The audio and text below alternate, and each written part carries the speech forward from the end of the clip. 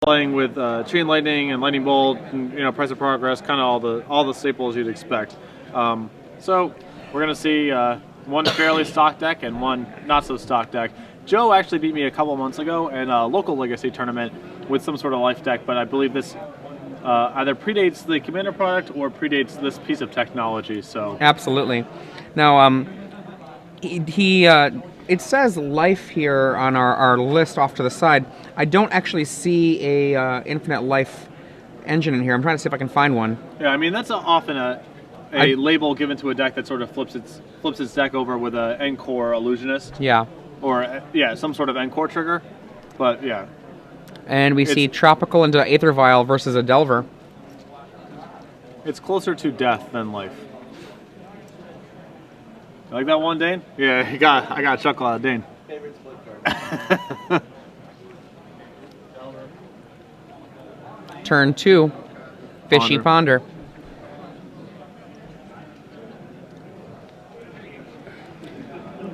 And this is the kind of opening that's, I mean, it really demonstrates how important it is to know the format, because this is a fairly unconventional opening, like Tropical into Vial into Ponder. And what are you playing against? Right. If you are actually in the loop about Legacy, you probably know at least the general infrastructure of what the deck is going to be like. For me, I was sort of, I mean, was this some sort of tempo deck that had Vial, et cetera, et cetera? Then I just got killed out of nowhere. So the information is super important, and, that's a huge edge with some of these road decks, is like just your opponent putting a wrong read on you, and especially since a lot of Legacy decks only have like a very finite number of reactive cards in them, just guessing wrong on what's actually going on can easily spell your doom, much more easily than in Standard. And this is another reason why I feel there's a huge skill advantage in Legacy, which makes Legacy, as far as I can tell, one of the most skill-intensive formats that might have ever existed, I think. Yeah. We get a draw from the Ponder after a shuffle. Looks like a Brainstorm. Is he looking for a land there? Does he not have a second land? He did not have a second land. Wow. All right, so we're going to Brainstorm here with the trigger on the stack to get the Delver flipped. It is hard for a format to not be skill-intensive when it features Brainstorm and shuffling. That alone is just a lot of decision making, a lot of different paths you can take. Brainstorm in response to the Delver. So you've been playing Delver of Secrets. Yep. What do you do logistically with your Delver? Do you keep it in a sleeve and then take it out and put it back in? Do you use the official proxy cards and then have them off to the side? I'd rather get DQ'd than use a checklist card. I take them out of the sleeve and flip them over in the sleeve.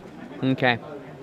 I take them out of the sleeve and then flip them over outside the sleeve. I think that's totally fine. I just, I'm sort of, I got some amount of like OCD about the way that my board is set up, and if I have something outside of the sleeve and everything else inside the sleeve, it just bothers me. So fair. A second Delver joining the already flipped Delver. Delver Brainstorm, such a potent combination of cards. And I mentioned this earlier. I've been working a little bit, kind of in my free time or whatever, on the red-blue burn deck. And a card that I've been really liking a lot in the deck is Predict, because it plays well with Delver and Goblin Guide, Brainstorm, Ponder, and Submerge in the sideboard if you want it. So it's pretty easy to engineer as just 2-mana draw 2. And Goblin Guide Predict is just the sweetest. That's awesome. We played some games, and Goblin Guide Predict, I don't know if that came up, but certainly other things came up. Yeah. Right now, 2 counters on the Aether Vial. Brainstorm from Joe Lossett, and he drops a second Aether Vial. And this is and George, again, is still in the position of, if he doesn't actually know what's really what's going on, if he's not too up to speed on some of the more the less commonly seen decks in Legacy, he still doesn't really have a ton of information about what's going on right now. And important to note, George's ability to interact with the combo is Burn, and Burn not particularly good against a Cephalid Illusionist. Yeah, I mean, you can break up an Encore if he leads with that. Signed up for Commander Pod number 2. We're ready to go. Please report back to the scorekeeper station. Once again, Commander Pod number 2. Please report to the scorekeeper station.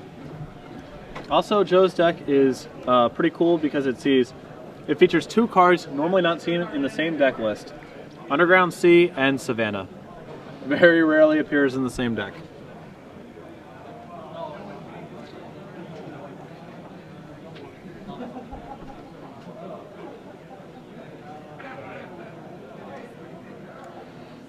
Brainstorm in response to the trigger. Yep.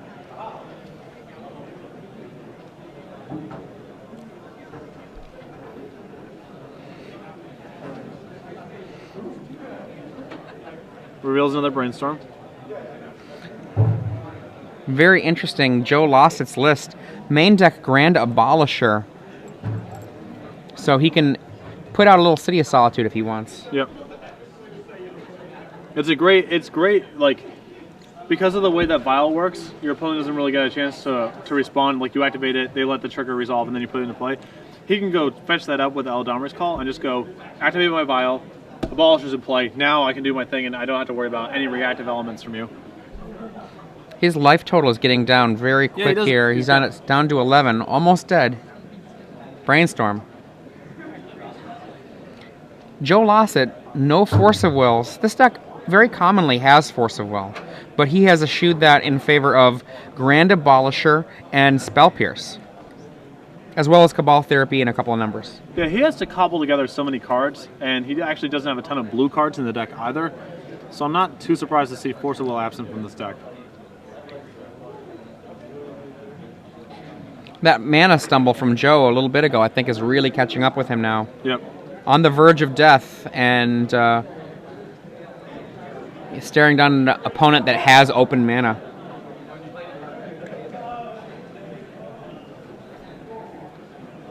So he's saying go again. See a fetch here. Scalding Tarn's going away. George Abraham down to a very healthy 18. Life total on that level not important to George for the most part, unless things have gone terribly wrong for Joe, though. It'll all be gone in one swing or not particularly matter. Right. You might see an end of turn price of progress here just for 2 damage each. Yeah, I mean, you're not going to get another chance to cast it, right? So.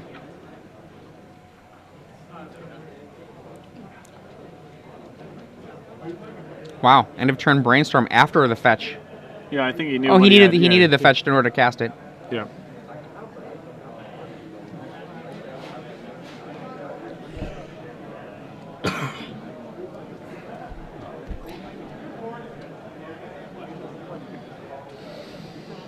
So he's debating between. He's thinking about using his Pierce here, and I think he's going to. Pierce away. End of the turn Bolt goes to 8. So now Snapcaster or another Bolt is lethal. Snapcaster, Bolt, Price, all legal. Yep. Or Goblin Guide, which he just drew. Rah! He can vial out a blocker, in theory.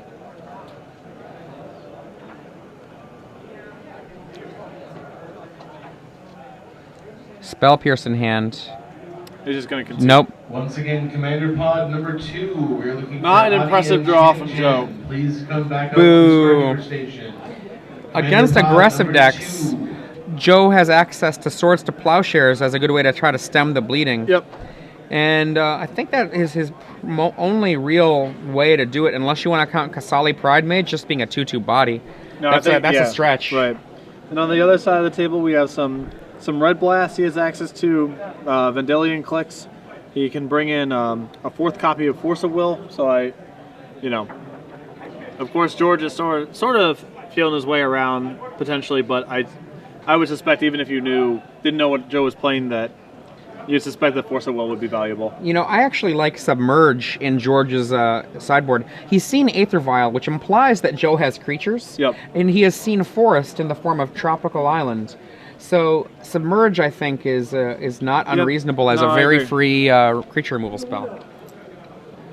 Submerge also plays very well with Goblin Guide.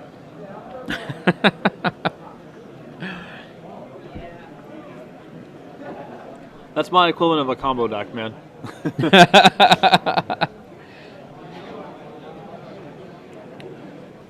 So have you ever messed around much with these sort of like Eldamri's Call style decks? The Eladamri's Call decks that I built, they were never kind of like this. They were more kind of close to, I guess, what we're calling Maverick now, where it would be, but more aggressive than Maverick. So you're going and getting a Noble Panther or something? Getting something useful, right? Getting some sort of card that like does something. Yeah. And having it be like some bullets that are good. And I never had an Eladamri's Call deck that was a deck that I played in a tournament. It just didn't quite get to the point where I wanted to sleeve it up. Yeah. No, that's another card that I tried making multiple efforts at playing with, but using mana to find creatures is not something that's traditionally been my language. Like, Living Wish was a card that I never understood why it got as much play as it did. Oh, I loved Living Wish. Oh, yeah, man. that card's not my language. I mean, in combo decks, it's obviously a different animal, but... Yeah, I mean, I've played Living Wish and Burning Wish a lot. Those cards I love. Back in the day when I was PTQing, 7 or 8 years ago, and people would have those rock decks with, like, Living Wish to, like, go get a Genesis or a Full Rest Stronghold or all these, like, mopey situational dudes or crappy lands. I was like, there's got to be a better way to use your 2 mana and all your sideboard slots, I actually I qualified for the Pro Tour with Living Wish Rock. Yeah. So one of the mopey dudes that I would get was Ixlid Jailer, which was an awesome dude to get. Yeah. But I think one of the things that I like about just the wishes is now gone. With M10, I believe it was M10. Yeah. They made it so that you can no longer wish for cards that are removed from the game via game effects. The Right. exile area is no longer a legal wish area. Yeah, But that makes me very sad. I actually totally agree with that rules change because Boo. the idea that someone should have to know that the word collection inside a competitive scenario means your sideboard or cards that have been removed from the game through various effects. Like the word, I like that they also changed the word remove from game from that to exile. I have no problem with exile. Remove from game implies that you no longer have to worry about this card. It has been removed from the game. That is not the case. But I'm a fan of that rules change because it is just, if you try to explain that to like a normal human being, it's like, this is what your collection is. Your guys that have been plowed or your sideboards. There's an easier way to explain it. Your collection is the cards which you bring to the table when you sit down. Like i.e. the cards in your 75. That's your collection. So why can't I search my deck? So why can't I search my deck? That's a very good retort, my friend. We have these debates at work. These are the kind of debates we have all the time. So I'm well versed in this sort of combination of rhetoric and sophistry. That hopefully none of my coworkers just heard that. And I would also say, hopefully no rhetoricians out there heard that. Right. The equation of rhetoric and sophistry is same thing. Oh my God, that is heresy, my friend. It is the same thing. So, anywho. And we have George here. He is presenting the threats as far as he can tell, not knowing that Joe was just essentially trying to put together an immediate kill. Right. I mean, he might know. Maybe he's in the loop. He could be in the loop. I mean, one of the things when there's a cool deck around, yeah, if your ear is to the ground, you can hear about it. Right. There looks like they're both taking mulligans. Mulligans, I think, definitely favor George. He has less components to have to put together. I will say beard and glasses generally means legacy expert. In my experience, they are related. I usually found that to be more likely to be like a philosophy major. Sure. Right? They're often one and the same. It's actually funny if you are a college student. If you want to increase the chances of seeing beards in the classroom, go into a philosophy class. The amount of beards in philosophy classes is actually kind of funny. So I think the mulligan hurts Joe a lot more than George. Oh, yeah. Yeah. George's deck is just a lot more redundant, and Joe is trying to like cobble A and B together. And those kind of decks generally struggle much more with mulligans unless their search and card drawing is really redundant. And that's not the case here. Joe also has some, like, honestly, some pretty heinous cards to draw. So There are, I mean, one of the things about a combo like Cephalid Breakfast, man, drawing a Narcomoeba is painful. It's painful. Yeah. I mean, I'm hoping for a Solifuge to just get vialed out and go to town. that would be. You know, Giant Solifuge is one of those cards that I've attacked with a lot over the years, and I miss having a deck where I can put it into. I've got my Giant Solifuges at home. They are waterlogged from having been in a flash flood, but I still want to sleeve them up sometime. Right. Is that yet another I mulligan? think they're both going to 5. Again, I think this is better for George. Oh yeah, for sure. A Delver and a Daze and a land. And How about let's be even less what's the phrase? greedy? Ambitious. I was gonna go with ambitious, Sure. and just go land Delver. Yeah. Right there you go, and you might be able to go the whole way really quick. On the other side of the table, what's your 2-card draw that you can get that's, all that great? Land Vial. Land Vial, and then hope that Dude. things work out? Yeah. Lord of Extinction, the Mimeoplasm, Giant Solifuge, Underground Sea, Savannah. Ideal starting 5. Now, it is worth noting, if it comes down to it, Joe Lossett can cast Lord of Extinction. Now, I have... Is this like technically he can cast it? He can technically cast it. Yeah. Now, I'm going to tell you, having played Lord of Extinction in Legacy for quite a while, Yeah. Lord of Extinction is the one-hit kill. All Yeah. you've got to do is untap with that guy in play, and I've never had it happen where there wasn't a Tormod script or something involved, where it didn't just kill you in a swing. Yeah. Granted, he has very few ways to get that guy out. For those of you who are just joining us, welcome to the Star City Games Live Open Series here in Los Angeles. I'm Adrian Sullivan. And I'm Patrick Sullivan. We're watching Round 6, Cephalid Breakfast, being piloted by Joe Lossett here. He is on the play. They've both mulliganed to 5. He's down a game to George Abraham playing Rug Delver. He goes Island, go. George Abraham, Misty Rainforest, go. Misty Rainforest, go.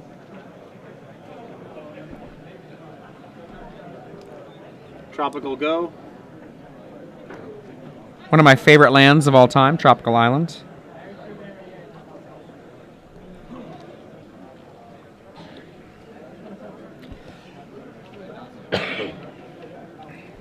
So I think George doesn't have a second land.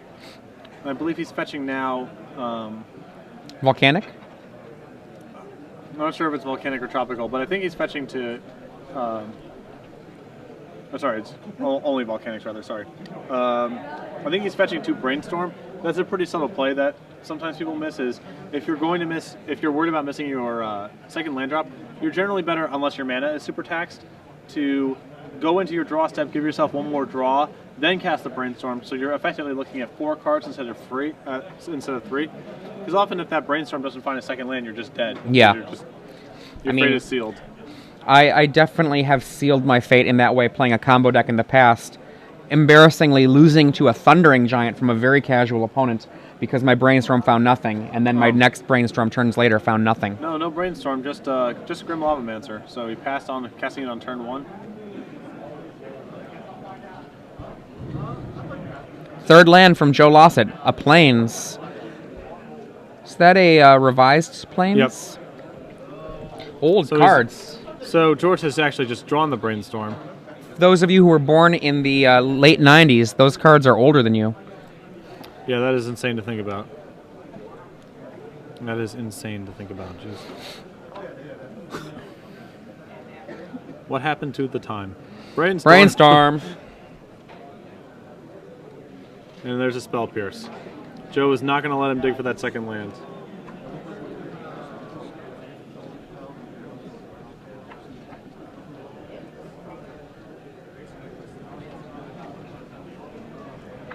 There's a vial from Joe.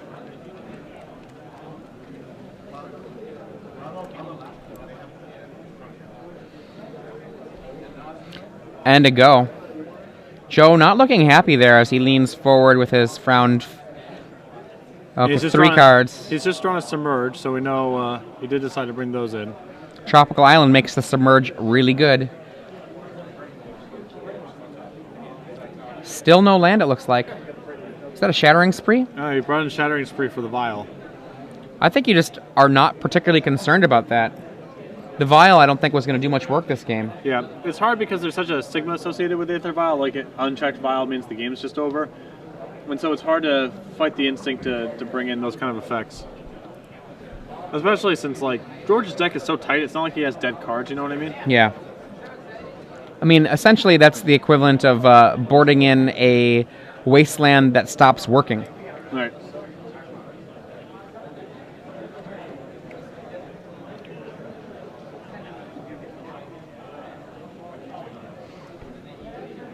George still on his 1 land here.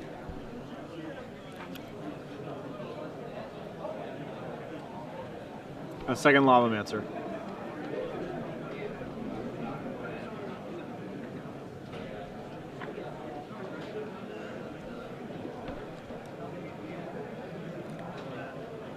Look at all those manas. 5 whole manas.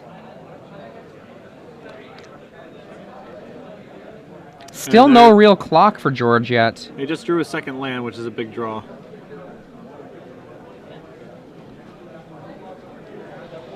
There it is. Also in a deck with this much of a burn element to it, I'm pretty surprised to see Shattering Spree in the sideboard over Smash the Smithereens. That is a very good point. Smashed Smithereens would be a card I would have had no hesitation siding in. Shattering Spree I feel a little less excited about. Right. Fetch at the end of the turn. Perhaps to cast an end of turn Price of Progress for 4 or effectively 5 by making the fetch happen? Well, it's not clear he even kept them in because in game 1, Joe only showed Tropical and Basic Island. So he might not even... I'm just trying to conjecture why he end of turn sack here instead of a draw sack. Snapcaster end of turn, perhaps? Just yeah, for nothing? Yeah, I don't like it, but I'm just trying to figure out why EOT. He might not want to draw a 3rd land. Fair. Maybe he doesn't want to draw a 3rd land. That could be... Looks like that's it. Just wants to not draw land. Content with 2. In they come. 1 plus 1 is 2. Commander Pod 2, please come up to the scorekeeper station. Niles and Mark. Go. How many cards does he have there? 1, 2, 3, 4, 5, 6. Yeah. 2, 3, 4, 5, 6, 7, actually. But if that was George's rationalization, I think he's better off waiting to do it on his own upkeep. That way, if Joe does have a response that he wants to use, it forces him to commit the mana at a later time, but it's a marginal thing. Delver, drawn by George. In they come for 2.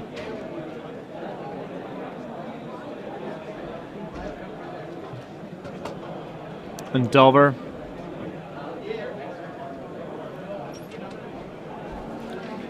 Joe seems to be okay with that. In quotes. Yeah. Draws. First play. Brainstorm main phase. 2 fetch lands in play. Yeah. This is a quasi-ancestral recall here. And very good chance that he's got a bunch of garbage in his hand, too. He's kept his hand face down, so we don't know, but... He wants to make it a surprise for you and me. Sure. Or it's possible that he has his, like, Solifuse mimeoplasms of the world, and no one wants to go out on TV like that.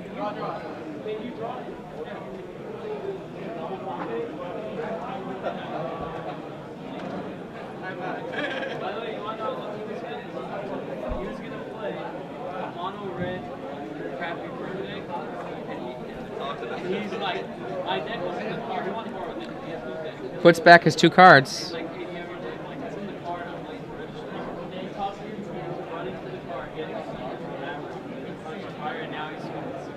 Flooded Strand sitting on the sidelines here, waiting to jump into the game.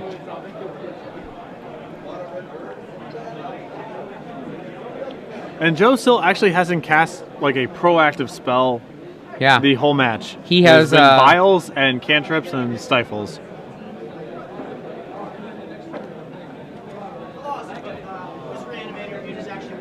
Stifle essentially a wasteland. Vial essentially a Llanowar elf. Yeah. And says go. This is dangerous right now. This moment. Delver says. He's like, it's a good card. I got a good one. I'm not going to show you now, but it's good.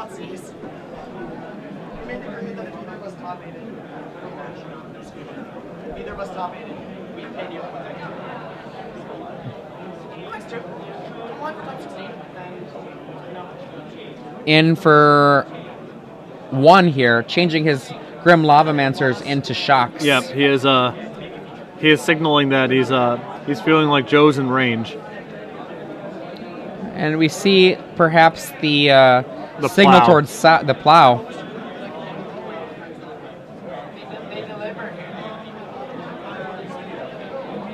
This actually here, Swords to Plowshares, a card that he would have loved to have seen much earlier in the game. Even if it's only 2 a turn from those 1/1s, It's a it lot adds of up. time.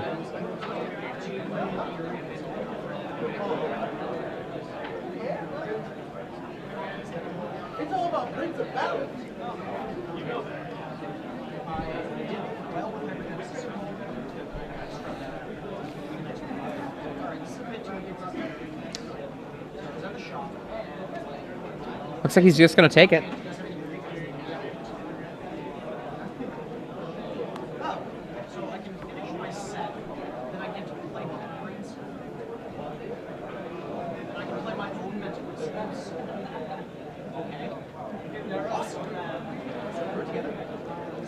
Swords to Plowshares, a Grim Lavamancer Yep. at end of turn. I think he might be about to go for it. I think Joe might be setting up his attempt to win. Yep. I mean, it's hard for him to go off over the top of the Lavamancers, so.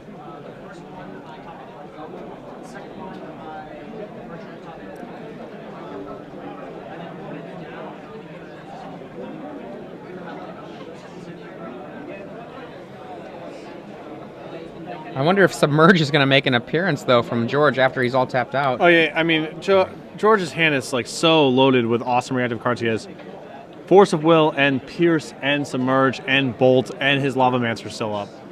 So Flooded Strand. hard to imagine Joe has a hand that can go off on over the top of that. Gets Savannah.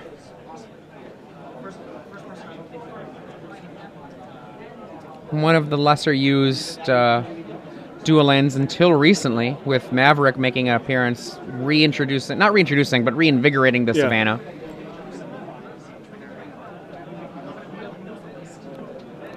Plow. So now there's a question of he is willing to do it. Is he willing to use his mana that way when this means that he does not have Pierce and Bolt to be able to play on his turn? I'm not sure how many cards Joe has. He's been keeping them well hidden from us. So. Yeah.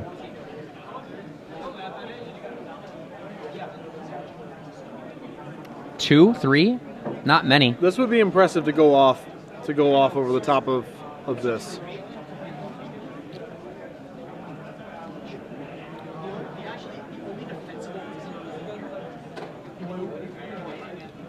Joe draws. I mean, the Grand Abolisher would be a big starting point. He had a little grimace there. That was not a happy look. I mean, he's never not grimacing. Oh, really? Yeah, Okay. this is just a thing. I think we're going to see Lord of Extinction. A boom? A boom! One of the smallest Lord of Extinctions I've ever seen. It's a mere 1, 2, 3, 4, 5, 6, 6. I think you just submerge that dude. Oh, yeah. Yeah, I think you can let him cast that one again.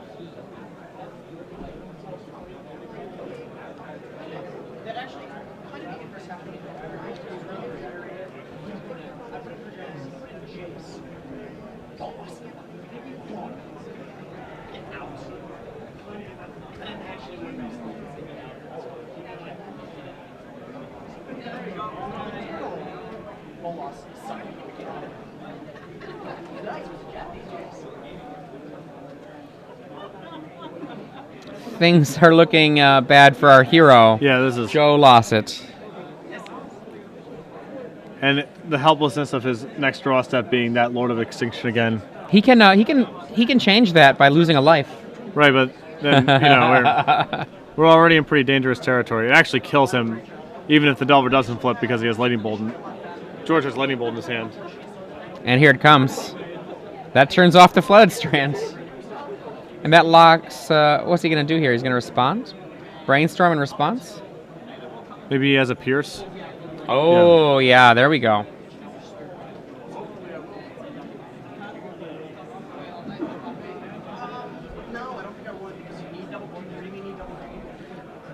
Days to guarantee Joe's death. And that's all she wrote. Yeah. I'm really sad you guys didn't get to see the mimeoplasm come out and play. But sometimes a simple deck with Delvers and Tarmogoyfs Yep. doesn't even have Delvers. It's the burn deck with Delvers and Snapcasters is all.